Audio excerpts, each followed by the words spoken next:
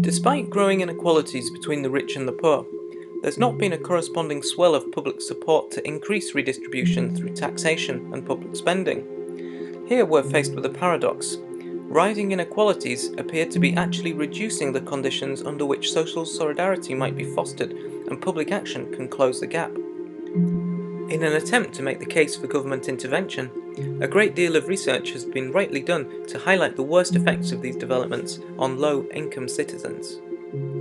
However, if the rich have the most social, political and economic influence over the institutions that govern inequalities, we also need to start looking up more for answers to better inform policy and practice. To do this, we need to get a clearer sense of what drives the policy preferences of economic elites and make use of the lessons learned to galvanise popular support for welfare and redistribution.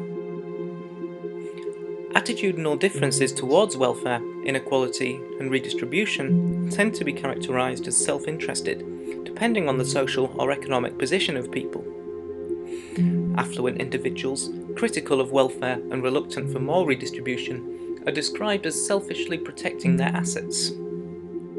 Similarly, those in relative deprivation, who are supportive of welfare and critical of inequality, are often described as self-interested and lazy, seeking resources they hadn't earned. However, the reality is that our attitudes towards welfare, inequality and redistribution are not fixed. They're shaped by our biographical experience and the knowledge we accumulate along the way. Lived experiences of inequality, then, can substantially affect our stated knowledge about the relative role of individual agency in shaping social outcomes and position, which in turn informs public attitudes and the construction of material interests. The rich, as much as the poor, will support a social, economic and welfare system that reflects the way they believe the world works, but also one from which they feel they have most gained. Lived experiences of relative deprivation and affluence create distinct understandings and explanations of social stratification and difference. The respectively received disadvantages and privilege of people shape their social view of the world, including their own position within it.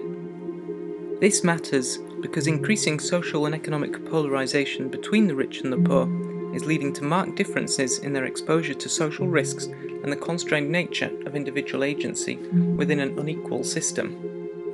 As affluent individuals become increasingly divorced from the precarities of daily life, their ability or willingness to identify with the circumstances and experience of others becomes limited.